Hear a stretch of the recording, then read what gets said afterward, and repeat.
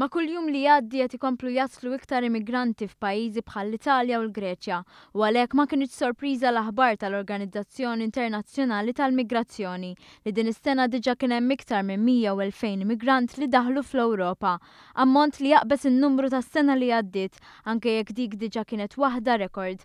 Aktar minn 54,600 immigrant daħlu l-Italja wara li telqu mill-Libja, filwaqt li aktar minn 46,000 daħlu l-Greċja wara li telqu mit-Turkija. Fit-tmiem il-ġimgħa li għaddiet kienu salvati 7,000 immigrant, fattur li ġab reazzjonijiet minn sindki fir-reġjuni tal-Lombardija, Ligurja u Veneto fl-Italja fejn qed isostnu li mhux se jaċċettaw iżjed immigranti, anke għax fil-ġimgħat u x-xhur li ġejjin dan in-numru mistenni jkompli jikber. Quddiem dan kollu jsir ħafna diskors dwar x'għandha tkun it-tweġiba għal dan il-fenomenu. Iżda esperti minn universitajiet internazzjonali jemmnu li hemm bżonn iktar tagħrif riċerkat qabel wieħed joħroġ bil-konklużjonijiet tiegħu.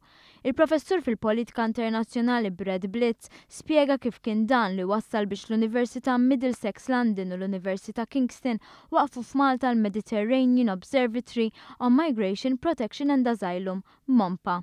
This has been presented as a crisis, it's been presented as an emergency, but there's been very little analysis of the flows, the causes, the way in which people have been received, and of course the future, how people will be received and eventually resettled, possibly returned. So we felt that it was absolutely necessary to start the process running. This is going to be a long-term situation. Dan se jsir b'kollaborazzjoni mal-MOAS, fondazzjoni li b'mod indipendenti taħdem biex ikunu salvati l-immigranti. L-informazzjoni se tinġabar blaqat kontinwi ma' aġenziji fil-qasam tal-immigrazzjoni u spedizzjonijiet, xogħol li se jsir minn 10 student barrani li ntgħażel għal programm Erasmus+, l-għanu li jkun hemm influwenza fuq id-deċiżjonijiet politiċi. We understand that policy is being built really in reaction to events. Events are unfolding very quickly, but we believe a coordinated response is absolutely necessary, and the way to begin is by gathering information and data and presenting it so that policymakers can understand it, and that this information can be used to support protection and relief responses. And why did you choose Malta to do this work?